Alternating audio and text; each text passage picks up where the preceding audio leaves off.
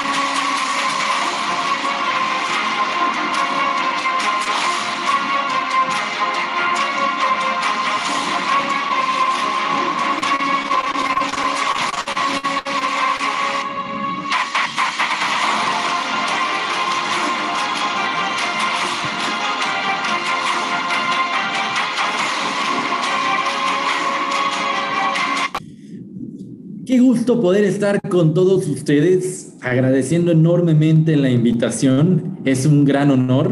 Soy el doctor David Ricardo Ojeda Correa, médico cirujano, investigador del Instituto Superior de Estudios Guadalupanos, ISEC, de la insigne Basílica de Guadalupe. El día de hoy tengo la gran oportunidad, la dicha de poderles presentar una obra de investigación de mi autoría llamada Más allá de su embarazo. Una investigación médica y antropométrica en la Virgen de Guadalupe.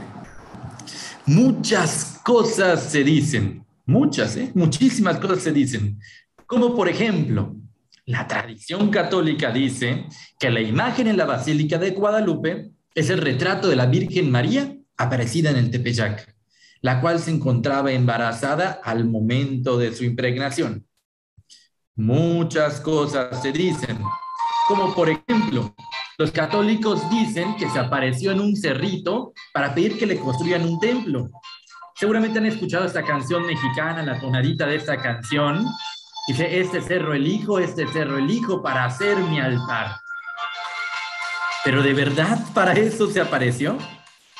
Y si lo hizo, ¿en verdad estaba embarazada? Bueno, pues vamos a averiguarlo. Pero previo a ello, quiero presentarles un poco sobre México Tenochtitlán. Conocemos muy poquito al respecto y por eso me gustaría que pudiéramos escuchar un poco acerca de cómo era. Nos imaginábamos a los indígenas mexicas viviendo en casitas de palo, pero en realidad era un gran imperio. Vamos a verlo.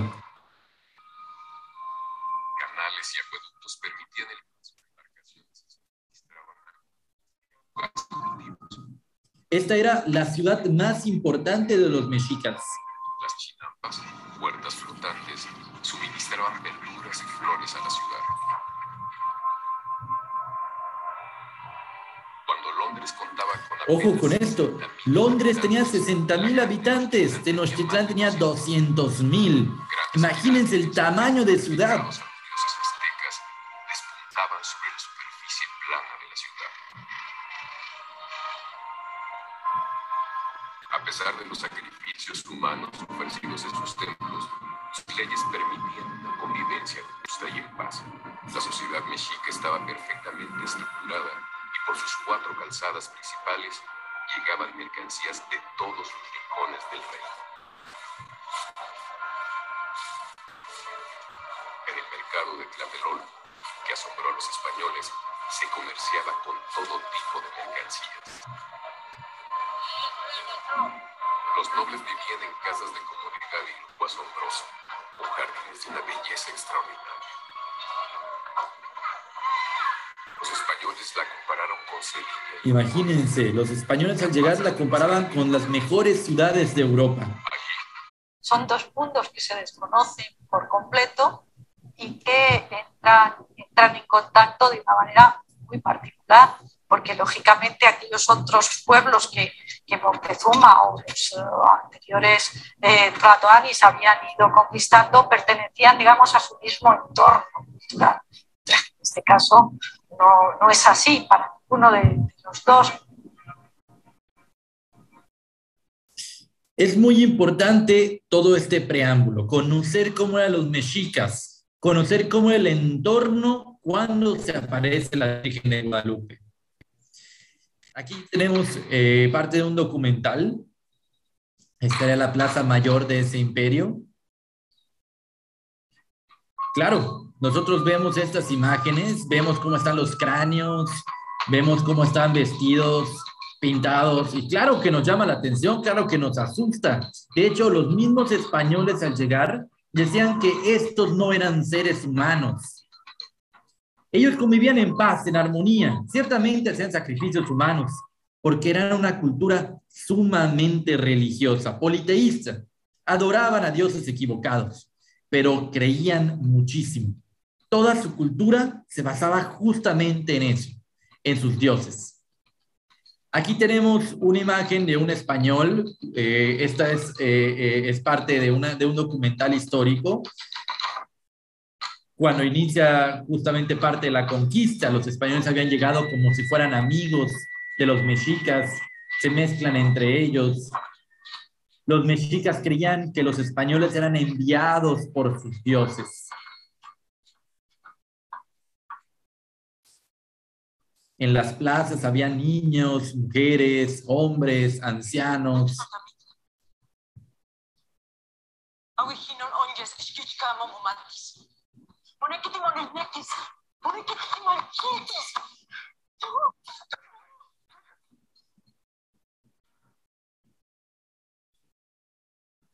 Este es uno de los conquistadores españoles.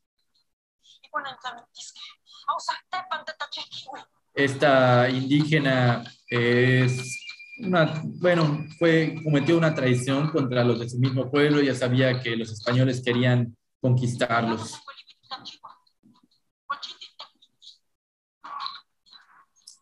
Justamente aquí le dice que no lo haga. Hay puros niños, hay mujeres, están disfrutando de la paz.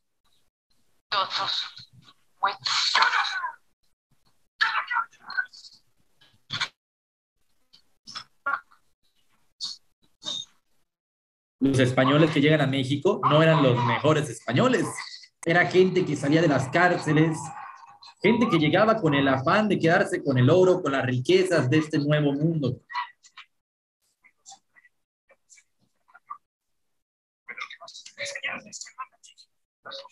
Incluso entre los mismos españoles habían discusiones.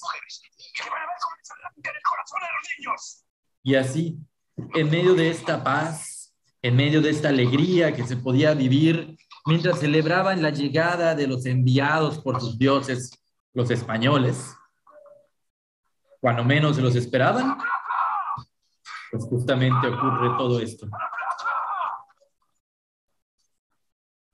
Los indígenas pues se defendían con arcos y flechas, mientras que los españoles llegaban con armas, espadas, escopetas, cañones, caballos.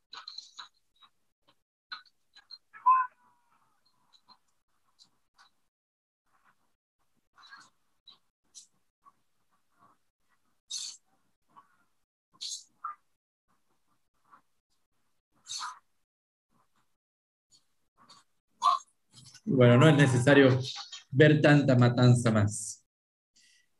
En 1519, en un imperio tan grande, tan magnífico, que creían tanto en sus dioses, que hacían sacrificios humanos, sacrificaban a la gente que amaban, ofrecerla a sus dioses. Llega 1519, llegan los españoles y tan solo se requirieron 3 años para que todo un imperio de millones de personas fuera conquistado. En ese mismo año empiezan a llegar los frailes, empieza a llegar la religión a nuestro país. Bueno, en aquel entonces al antiguo Tenochtitlán. Y llegan estas personas justamente diciendo, oigan, les traigo un nuevo Dios. Este Dios es lleno de amor. Pero mientras hablaban de amor, habían matanzas, habían violaciones, estaban destruyendo a todo el pueblo. Decían los mexicas, pues qué clase de Dios me estás trayendo. Uno que dices que es puro amor mientras me matas. Y empieza la peor época para los mexicas, la peor época para México, un periodo de muchísima depresión, muchísima tristeza, y para colmo llegan enfermedades a nuestro país, llega la viruela que empieza a matar a miles de mexicas, llega desde el otro continente, la gran depresión del pueblo. Perdónenme por los perritos. Pero en 1537, fíjense bien en esto, en 1521 es la conquista, en 1537, Fray Toribio de Motolinía escribe: vienen al bautismo muchos, no solo los domingos y días señalados, sino cada día ordinario, niños y adultos, sanos y enfermos de todas las comarcas. Y cuando los frailes andan visitando, les salen los indios del camino para que los bauticen. Por manera que, a mi juicio, dice Toribio, y verdaderamente serán bautizados en este tiempo que digo que serán 15 años, más de 9 millones de ánimas de indios. Fíjese en esto, un pueblo en gran depresión, un pueblo que estaba siendo dominado, un pueblo que amaba tanto a sus dioses, de repente cambia.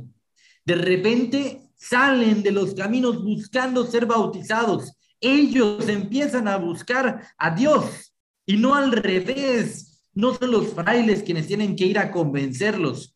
Algo tuvo que haber ocurrido, algo enorme tuvo que haber pasado, algo sorprendente para que entre tanta depresión, un pueblo religioso, un pueblo politeísta, se volviera tan pronto al catolicismo, a la religión de quienes los estaban conquistando. Me parece que he encontrado qué fue lo que sucedió y se los voy a presentar a continuación. Aquí una imagen, cuando tuve la oportunidad de estar presente frente a nuestra madre, ahí en la Basílica de Guadalupe. Ahí fue donde me fijé de algo, me fijé de ese abdomen que en la imagen original se ve ligeramente abultado, se ve un poco agrandado, se ve embarazada. Mi abuelo, mi familia muy religiosa, siempre me decía, es que la Virgen está embarazada, tiene un lacito, significa que está encinta. Yo decía, ¿será? Bueno, pues si soy médico, si puedo diagnosticar a una mujer que llega al consultorio y decir si está o no está embarazada, entonces también podría hacerlo con la Virgen, pero siempre y cuando la Virgen sea una mujer y no una imagen. Porque si es una imagen, no voy a poder sacar ni por método matemático ni por método médico ningún embarazo, no lo voy a poder obtener. Entonces, lo primero que tuve que hacer es investigar si en realidad se trataba de un dibujo o de una imagen. Para ello, todo esto, bueno, por cierto, todo esto que le estoy platicando lo presento en mi libro Más allá de su embarazo. Claro, aquí estoy haciendo un resumen para que queden 45 minutos a una hora, pero en este libro pueden encontrar cada una de las investigaciones detalladas. La hipótesis justamente la dijo el doctor Carlos Fernández del Castillo en 1994. El doctor en paz descansa, hace unos meses falleció. Él concluye en una investigación bajo observación diciendo que la Virgen tiene un embarazo a término en una mujer joven, sana, en donde habría que esperarse un parto en las próximas fechas. Bueno, estaba muy bonita su hipótesis, ¿verdad? Pero había que comprobarla. No podíamos quedarnos únicamente en qué será. Para ello utilicé diversas ciencias, las cuales vamos a ir pasando poco a poco en esta conferencia.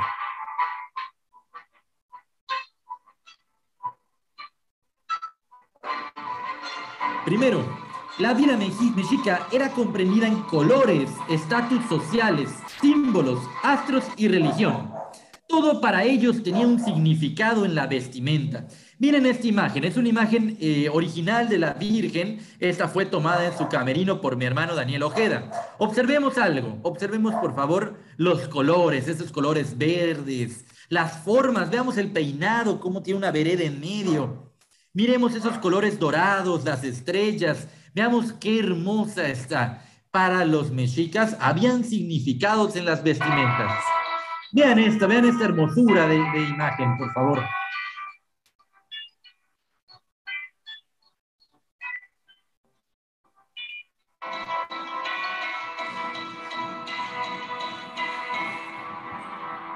No necesitamos ser mexicas para darnos cuenta que se trata de una emperatriz. Y justamente la vestimenta de las mujeres mexicas era de acuerdo a su estatus social. Ellas empleaban para sus vestuarios telas de ayate, pieles de animales, pigmentos vegetales y plumas de oro. Estas últimas eran exclusivas de la nobleza.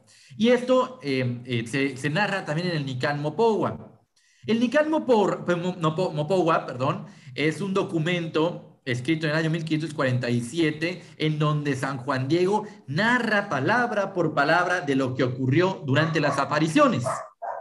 Y en el Nican Mopohua dice, y cuando llegó a la cumbre del cerrito, hablando de Juan Diego, vio una doncella que ahí estaba de pie. Inmediatamente la reconoce como esa emperatriz. El peinado con la vereda en medio hacía referencia a la virginidad. Las mujeres solteras lo tenían así, mientras que las casadas tenían una especie de cuernitos. En su presencia se postró Juan Diego. Escuchó su aliento, su palabra, que era extremadamente glorificadora, sumamente afable, como de quien lo atraía y estimaba mucho. Juan Diego, cuando llega, se hinca apresuradamente al detectar la presencia de la mujer sin que ella hubiese aún externado su procedencia como divinidad. Claro, porque la ve como una emperatriz, la ve con estos colores brillantes y se arrodilla entre ella. El Nican Mopohua también dice lo siguiente. Fíjense qué curiosa estas palabras de Juan Diego. Mi jovencita, hija mía, la más pequeña, niña mía, ojalá que estés contenta. ¿Cómo amaneciste? Escuchen bien esto. ¿Acaso sientes bien tu amado cuerpecito, señora mía, niña mía? Qué amable, ¿no? O tal vez Juan Diego se preocupa por el descanso de la mujer. Por tanto, es posible que no se trate únicamente de cortesía, sino de real preocupación al mirar a una mujer embarazada. Entonces vamos antropológicamente a recapitular. Primero, tenemos que es una mujer virgen por el cabello, que está encinta, eso el lacito significa encinta para los mexicas, y que es de la nobleza por su vestimenta. Ahora, si suponemos que antropológicamente estamos hablando que es una mujer embarazada, entonces ahora, por medio de la medicina, tendríamos que saber cuál es su edad, cuáles son las semanas de embarazo y cuándo sería la fecha de parto. Pero primero, ¿cuántos años tiene la Virgen de Guadalupe? Bueno, la edad materna, la esperanza de vida que había en los mexicas era entre 37 más menos 3 años. Vivían bien poquito, ¿verdad? Entonces ellos tenían una celebración llamada Mamictilotzli, en donde era una fecha específica, una edad específica para poder casarse. Los hombres se casaban entre los 20 y 22 años, mientras que la mujer se casaba entre los 17 y los 18 años. También sabemos que el periodo de inicio de la vida reproductiva de la mujer es a partir de los 12 años. Por tanto, podemos estimar que la Virgen de Guadalupe, al estar viniendo como una mujer virgen y soltera, tiene menos de 18 años, pero más de 12. Por lo tanto, tendría entre 13 y 18 años de edad. Vamos a recordar aquí un poquito sobre el sistema reproductivo de la mujer, porque vamos a hablar un poco ahorita de medicina para poder entender todo lo relativo al embarazo. Tenemos primero este órgano interno, se llama vagina. Muchas personas confunden la vulva, que son los órganos femeninos, con la vagina. La vagina es un órgano interno en forma de tubo. Después viene el útero o matriz. A los lados tenemos las trompas de falopio y los ovarios. En un embarazo humano, el espermatozoide entra por la vagina, viaja hacia las trompas de falopio y se encuentra entonces con el óvulo que sale aquí del ovario. Ya juntos el óvulo y el espermatozoide viajan hacia el centro de la matriz o del útero y aquí es donde se da la impregnación y aquí es en donde se forma el bebé. Entonces, vamos a hablar de datos importantes. La situación. La situación del bebé se trata de la relación que existe entre el eje longitudinal de la madre, es decir, aquí vemos la línea verde, en este caso el azul, es la línea longitudinal de la madre, y la del producto, la del bebé. Por ejemplo, aquí el bebé está correlacionado en la misma forma que la mamá, entonces le llamamos situación longitudinal. Cuando viene acostado está en situación transversa. Cuando está de lado decimos que viene oblicuo. Y así pueden haber otras, sentado y otras formas, ¿no? A las mujeres que vienen con el bebé longitudinal, tienen la cintura, la cadera un poquito, miren, más estrecha, mientras que cuando viene transverso está un poquito más ancha. Si miramos a la Virgen de Guadalupe, digo, esta es una parte de observación, ¿verdad? Pero al menos en observación podemos ver que no tiene un abdomen ensanchado, tiene un abdomen vertical. Ahora, la posición del bebé. Esta va a representarse según la relación del dorso fetal. Es decir, si la espaldita del bebé está del lado izquierdo, se va a llamar posición izquierda. Si está del lado derecho, posición derecha. La posición fetal izquierda es la más común en el 66% de los embarazos. Y es la que permitía que los bebés nacieran sin ningún problema. Para parir sin problema, se necesitaban entonces dos cosas. Que el bebé estuviera longitudinal y en posición fetal izquierda. Sabemos que pues, el bebé de María nació sin problema y si es un embarazo eutóxico, pues bueno, sabríamos entonces que la mujer observada en la imagen, en caso de estar embarazada, presentaría un embarazo en situación longitudinal en posición izquierda. Luego nos hace falta pensar en cuántas semanas de embarazo tiene o cuántos meses de embarazo tiene. Para ello, los médicos utilizamos un ultrasonido abdominal, un ultrasonido ginecológico, en donde usamos un aparatito para poder medir el tamaño que tiene el bebé y así saber cuántas semanas de embarazo tiene. Pero no le puedo hacer un ultrasonido a una imagen.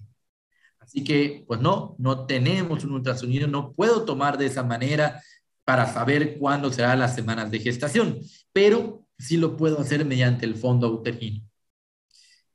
Pero para poder conocer en qué posición se encuentra el abdomen de la Virgen, dónde está el fondo uterino, pues primero tenía que conocer las posiciones corporales. Primero tenía que verificar si en realidad se trata de una mujer y no de un dibujo. Y para ello vamos a utilizar la antropometría, la ciencia que habla de la perfección humana. Por ejemplo, vamos a ver por aquí. El hombre de Vitruvio y de arquitectura, de Da Vinci. Aquí es donde Da Vinci, el padre de la antropometría, nos habla de las proporciones humanas. Él nos dice varias cosas importantes. Por ejemplo, veamos en esta imagen, en esta aquí de un ladito, él nos dice que una persona debe de tener proporciones humanas perfectas, es decir, debe, por ejemplo, su cabeza que caber 7,5 veces dentro de su cuerpo. Debe también de tener la proporción áurea y tiene un montón de premisas más. Entonces, tendría que ser un súper mega pintor para que supiera todo esto el que hizo la Virgen de Guadalupe. Sería mucha coincidencia. Entonces, vamos a ver qué tal. Primero, vamos a hacer un ejercicio de antropometría. Tomen su dedo pulgar, lo van a poner sobre su nariz, se van a dar cuenta que tiene el mismo tamaño. Tenemos una equivalencia perfecta. Y el mismo tamaño de su dedo pulgar es el mismo que hay donde termina su nariz y donde empieza su frente. Y el mismo tamaño es el que hay en donde termina su nariz y comienza su barba. Esas son proporciones humanas. ¿Las tendrá la Virgen? Pues digo, el pintor habrá dicho, vamos a hacerle su dedito, vamos a hacerle este tamaño que sea igual que este, igual que este. ¿Lo habrá pensado? Pues bueno, vamos a verlo. Entonces dice Da Vinci, la distancia desde la parte inferior de la barbilla a la nariz y desde el nacimiento del pelo a las cejas es en cada caso la misma. Y como la oreja, una tercera parte del rostro. Vamos a ver a la Virgen. Se supone entonces que de aquí a aquí debe de tener el mismo tamaño que aquí a aquí y de acá a acá. Y resulta que tiene 6 centímetros en cada uno. Con esto podemos sumar el tamaño de la cara de la Virgen. Entonces tiene 18 centímetros. Usé también una cinta métrica para medir la altura que tiene la Virgen. Ojo con esto, es muy importante porque no sé específicamente si la medí adecuadamente, porque tiene una piernita como agachada, ella está como inclinada, entonces no sé si me faltaron algunos centímetros. Se lo preguntaré y la mediré algún día cuando esté frente a ella, pero por el momento la medición me dio 139.4. Donde dice su cabello hasta este piececito, este zapatito que tiene en la imagen. Si la longitud de la cara es de 18 centímetros, hacemos la división y tenemos que caben dentro de ella 7.74 cabezas. Oye, David, pero pues no son 7 cabezas y media, deberían de ser 7.5 para decir que son 7 cabezas y media. Sí, pero acuérdense que les acabo de decir que no sé qué tan hincada esté, entonces si hacemos una correlación, tendríamos que estar en 97.3%. Entonces no estamos tan mal, pero vamos a utilizar otra premisa de Da Vinci. Dice Da Vinci, mida una décima parte de la altura total de la persona, de la altura total, y la palma de la mano, desde la muñeca hasta el extremo del dedo medio, mide exactamente lo mismo. Es decir, en pocas palabras, el tamaño de la mano debe de caber 10 veces dentro del cuerpo de la persona. La mano de la Virgen mide 14 centímetros. 14 por 10 son 140 centímetros. Y yo había medido 139.4. Es decir, hay una relación de 99.78%. Y bueno, si se van al libro van a encontrar muchísimas más de estas proporciones anatómicas. Entonces, antropométricamente, la Virgen de Guadalupe es perfecta. Es una mujer, no es una imagen. Y con ello entonces podemos obtener las posiciones corporales, porque si hay proporción humana, entonces hay equivalencias. Por ejemplo, veamos esta imagen. Los pechos de una mujer, estamos hablando de una mujer joven, los pechos, el pezón debe de encontrarse donde termina la segunda barbilla, el ombligo donde termina la tercera barbilla, la rodilla en los ojos de la 1, 2, 3, 4, 5, de la sexta cabeza, por ejemplo, la sínfisis del pubis, en donde se encuentra la barba de la primera, segunda, tercera, cuarta cabeza. Con ello entonces puedo Virgen de Guadalupe. Si mido su cabeza y llego hasta medir cuántas serían 3 cabezas, podría llegar al ombligo. Eso me da 54 centímetros. Vean esto porque es muy importante. Porque hay una fórmula matemática que habla del número áureo, la proporción áurea, la proporción perfecta, y dice, la altura de un hombre dividido entre la distancia del ombligo a los pies es igual al número áureo. Este número áureo, número de oro, también proporción áurea, es un número irracional y de la perfección. Se encuentra en la arquitectura, en la naturaleza, en el cuerpo humano. El número es 1.618. Entonces, para sacar esta proporción áurea, dividí la altura de la Virgen entre el número áureo, lo que me da un resultado de 86.1557, es decir, la posición que hay entre sería del ombligo a los pies.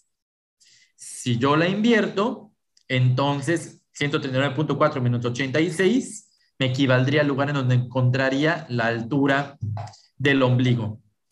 Por proporción áurea, encuentro el ombligo a los 53.24 centímetros. Y por antropometría, ¿se acuerdan dónde lo encontré? A los 54 centímetros. Con esto queda completamente certero que quien dibujó la imagen sabía de proporciones anatómicas perfectas. Que la mujer que está ahí no es un dibujo, es una mujer. Y con ello entonces puedo como médico trabajar. Vamos entonces a buscar el fondo uterino, porque el fondo uterino nos sirve para poder conocer dónde se encuentra, cuál es el tamaño del abdomen, para saber cuántas semanas de gestación tendrían. Como está hecha en un mismo plano, si yo mido la longitud del abdomen, encontraría que son 21 centímetros. Pero David, es un solo plano, no puedes medir un solo plano, tendrías que medir toda la barriguita para saber realmente cuál es el tamaño y poder utilizar esta tabla.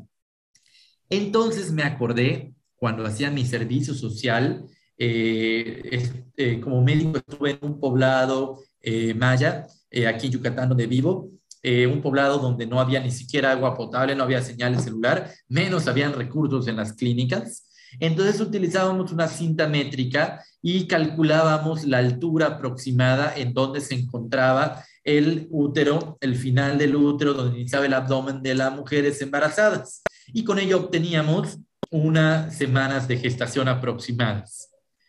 En este caso, si vemos a la Virgen, aquí sería el lazo negro.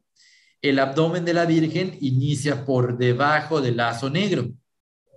Es decir, calcularíamos que tiene aproximadamente entre 38 y 40 semanas de gestación. Es decir, 9 meses. Y aquí viene algo muy interesante. Esta es una mujer de 38 semanas de gestación, lo mismo que calculo en nuestra madre.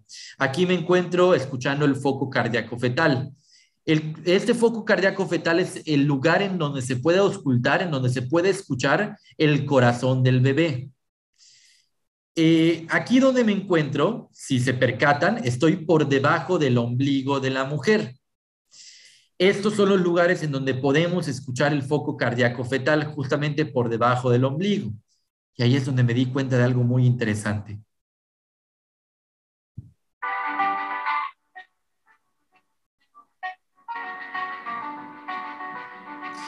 Justamente debajo del ombligo hay una flor. Una flor de 4 pétalos en el lugar en donde auscultaría el foco cardíaco fetal.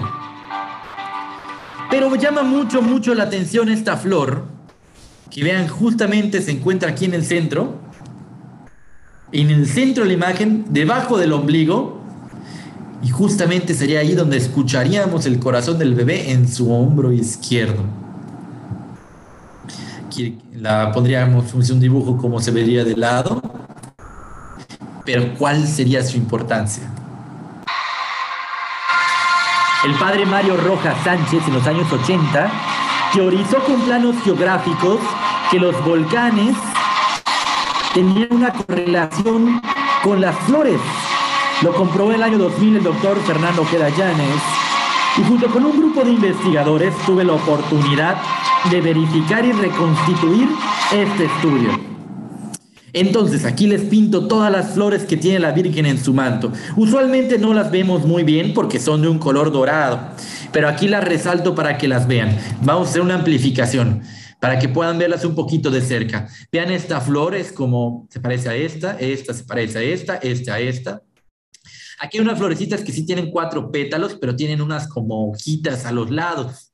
Únicamente esta flor es diferente. Esa única flor distinta.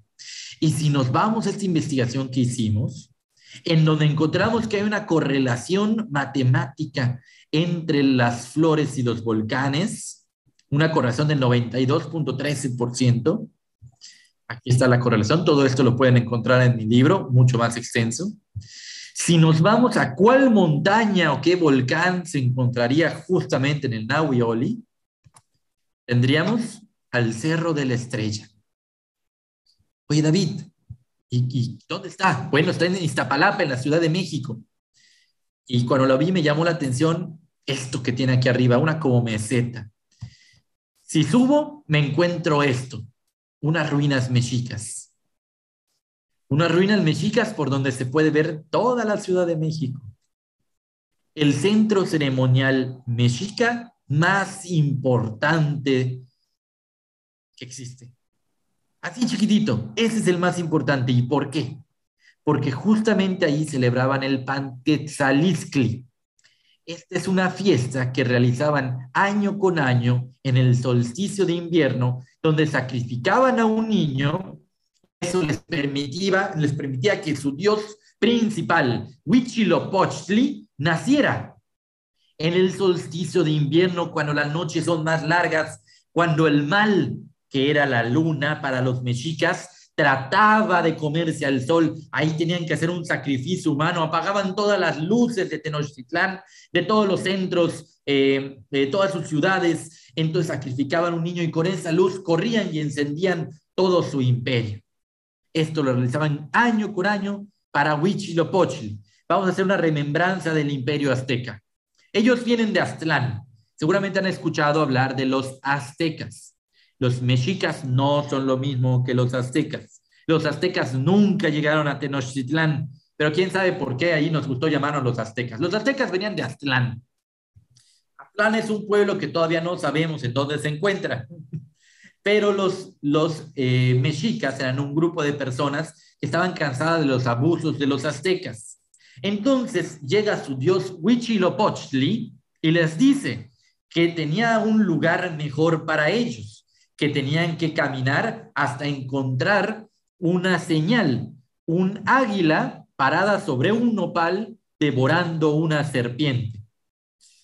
Al dios Huitzilopochtli también lo llamaban Mexitín. Chéquense la importancia. Su pueblo se llamaba Mexica. Mexica viene de Mexitlín. Mexitlín es Huitzilopochtli. Y la señal fue tan importante que la encontraron en el lado de Texcoco, en donde hicieron la ciudad de Tenochtitlan. Y es tan importante aún esta señal en nuestros días, que es el escudo de nuestra bandera nacional. La fiesta de Panquequistli, dice Henry Crowell, un muy importante estudioso de los mexicas. Esta fiesta se celebraba no solo el nacimiento de Huitzilopochtli, sol ascendente, sino también el destino del nadir Tezcatlipoca, sol descendente, es decir, la luna. Las fuerzas de la oscuridad eran vencidas por Huitzilopochtli. Esta fiesta se celebraba año con año en el solsticio de invierno. En la actualidad, el solsticio de invierno es en la noche del 21 y 22 de diciembre, en la madrugada del 22 de diciembre. Ya pronto va a ser.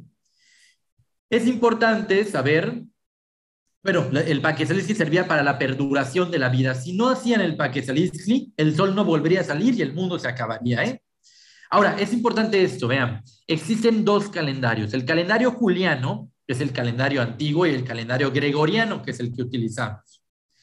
En el calendario juliano, el Panquetzalistli, es decir, el día del solsticio de invierno, era el 12 de diciembre.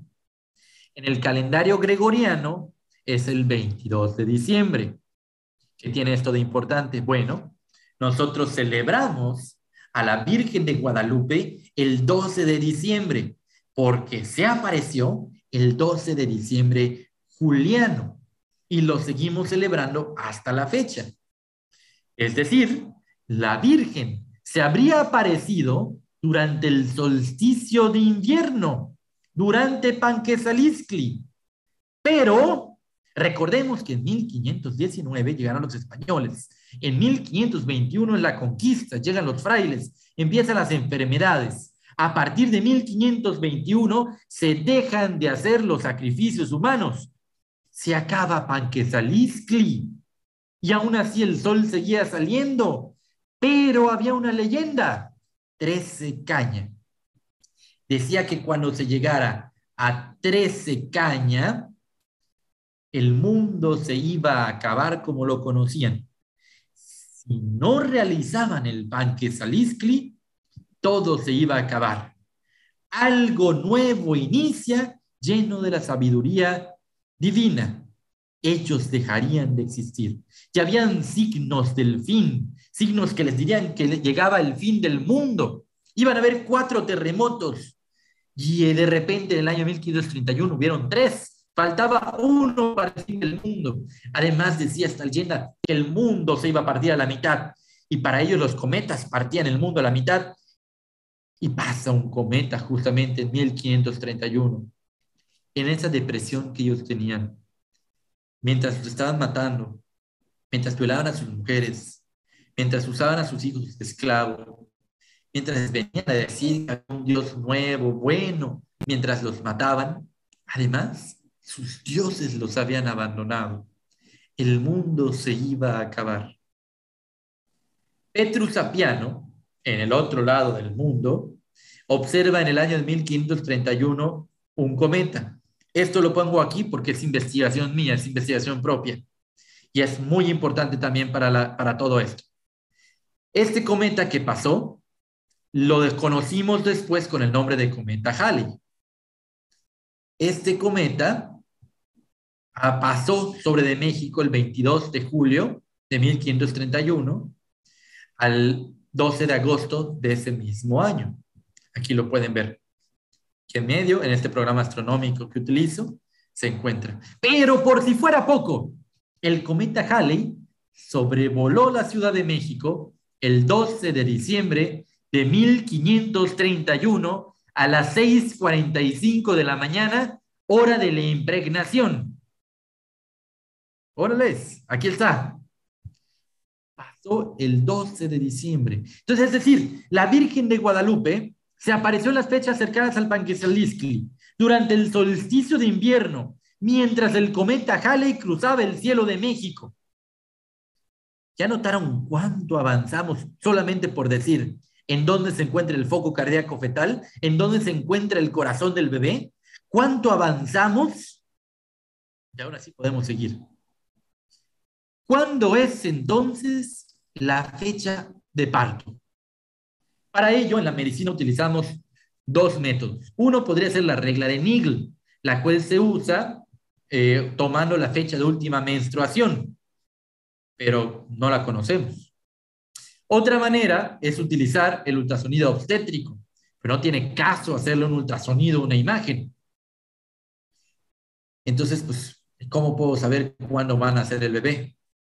Hasta aquí sabemos científicamente que está embarazada, que cumple con criterios antropométricos, matemáticos e históricos. Con todo lo analizado, puedo decir que ella es real, que desde mi fe es la madre de Cristo. Puedo decir desde la ciencia que es un milagro, pero no puedo con la ciencia asegurar quién es el autor. Sin duda, tiene que ser alguien que sabía de medicina, sabía de matemáticas, de astronomía, antropometría, geometría, historia, cultura mexica, cultura española, leyendas mexicas, etcétera, etcétera, etcétera. Entonces, creo que sé quién puede ser el autor. Y si de la razón pude llegar a la fe, entonces podría con la fe llegar a la razón. Entonces, para buscar la fecha de parto, me fui a la parte también de la fe. Apocalipsis 12:1 dice: apareció en el cielo una gran señal, una mujer vestida del sol, con la luna debajo de sus pies, y sobre su cabeza una corona de 12 estrellas. Y estando encinta, clamaba con dolores de parto, en la angustia del alumbramiento. Aquí tenemos a la Virgen de Guadalupe, que ya sabemos que es una gran señal. Era la señal, ¿no? Es una mujer vestida del sol, tiene el sol aquí atrás, véanlo. Pero yo creo que ese no es el sol del que se refiere la Biblia, pero después vamos a hablar de eso. El sol, vestida del sol, con la luna a sus pies, eso que parecen cuernitos, es la luna. Mucha gente dice que, bueno, México significa en el ombligo la luna, y pues entonces mucha gente dice que ella está parada sobre México, por eso está sobre la luna, pero yo creo que eso es erróneo, porque ella no vino para México, ella vino para toda América, vino para todo el mundo. Entonces no está parada sobre México, está parada y pisando la luna, porque la luna para los mexicas es el mal. Está parada sobre el mal.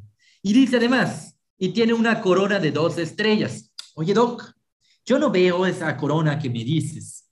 Bueno, hay un estudio que dice que la Virgen de Guadalupe, sus estrellas son parcialidades de constelaciones del cielo de México a las 6:45 de la mañana, el 12 de diciembre de 1531. Justamente,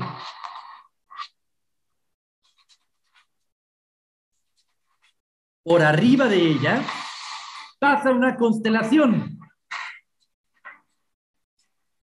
la corona boreal.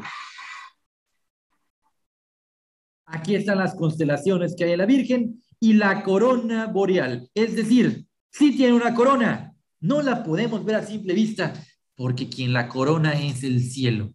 Y luego dice, y estando encinta, que ya sabemos que está embarazada, clamaba con dolores de parto en la angustia del alumbramiento. ¿Cuál será la fecha? ¿25 de diciembre? Bueno, si la Virgen tiene 38 semanas y estamos en el 12 de diciembre, pues podría llegar a ser el 25 de diciembre, ¿por qué no? Pero El 25 de diciembre es una fiesta puesta por los seres humanos. No es la fecha real del nacimiento de Cristo.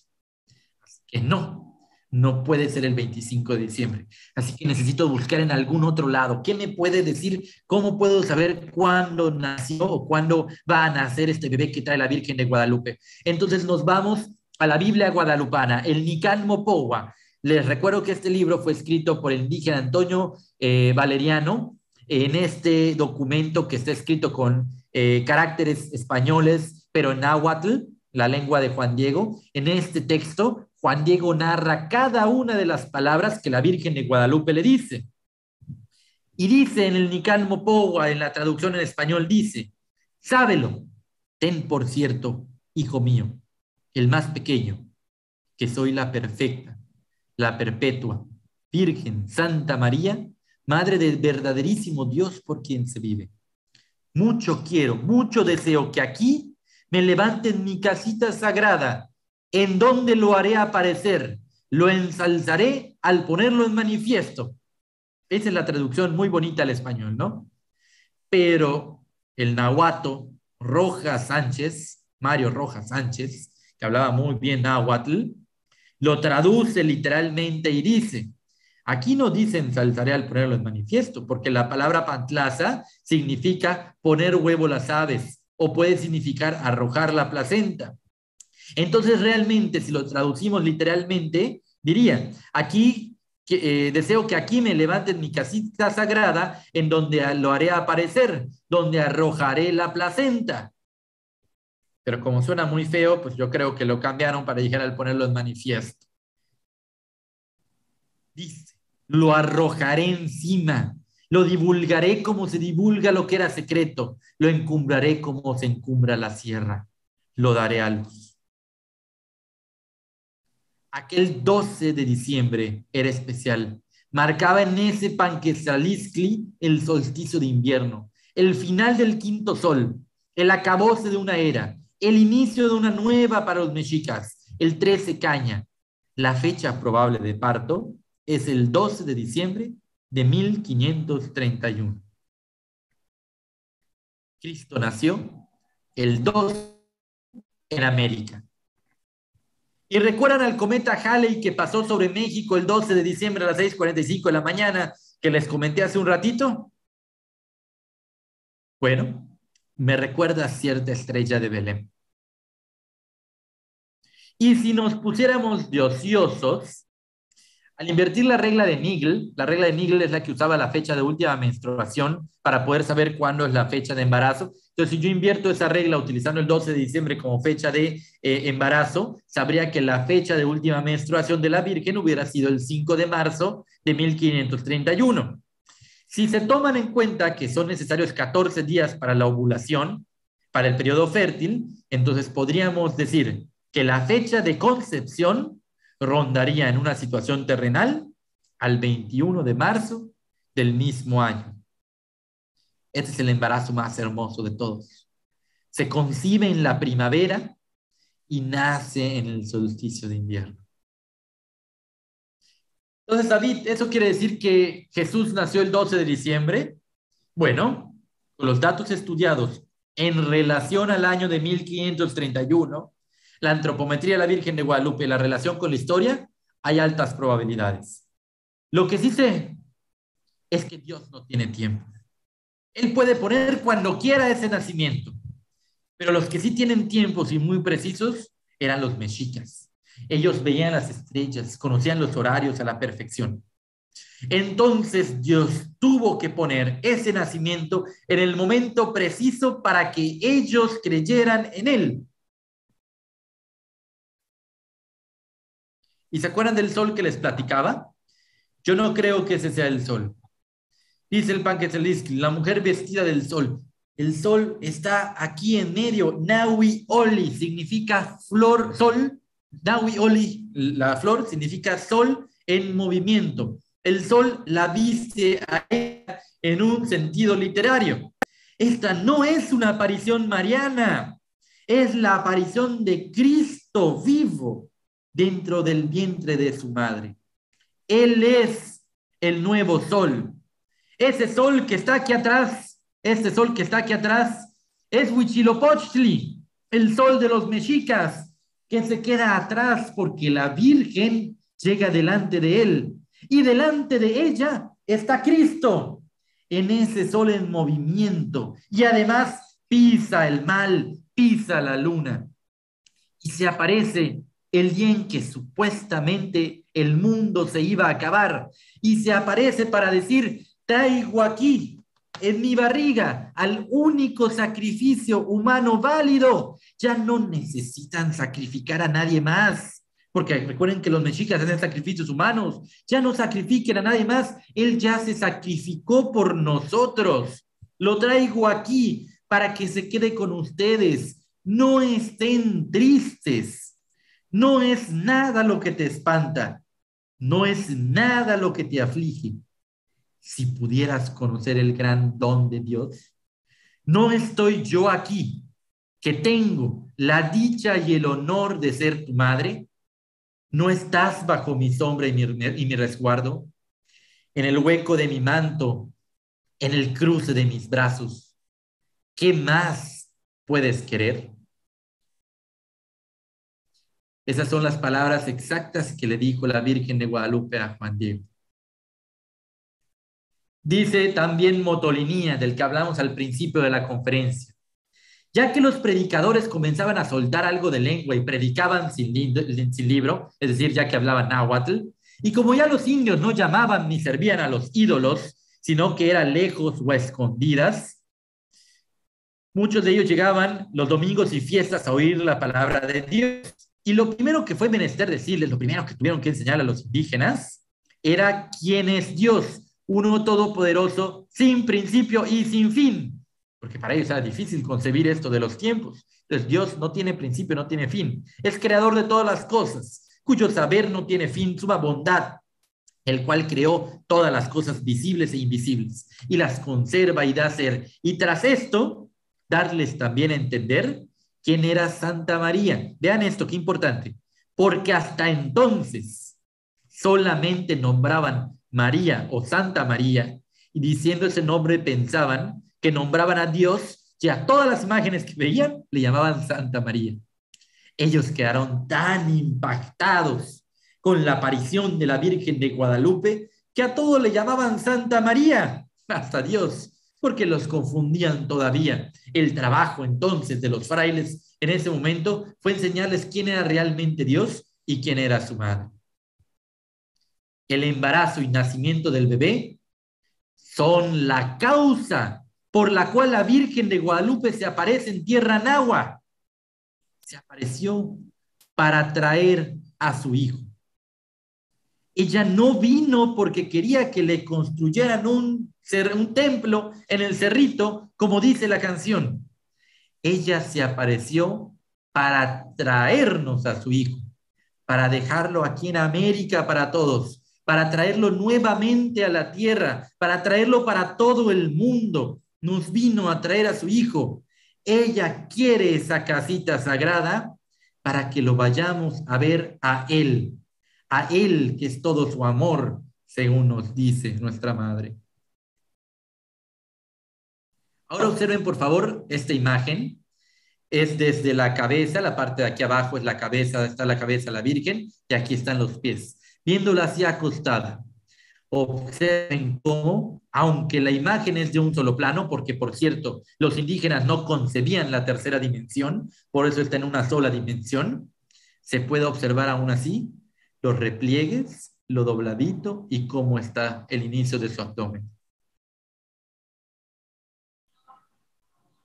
Dice la Virgen de Guadalupe, dice nuestra mamá, vengo a ofrecerlo a Él, que es mi mirada compasiva, a Él que es mi auxilio, a Él que es mi salvación. Y no dudo que quizás todas estas palabras las haya dicho mientras se llevaba las manos al abdomen, señalando todo aquello que nos lleva mucho más allá de su embarazo. Muchas gracias.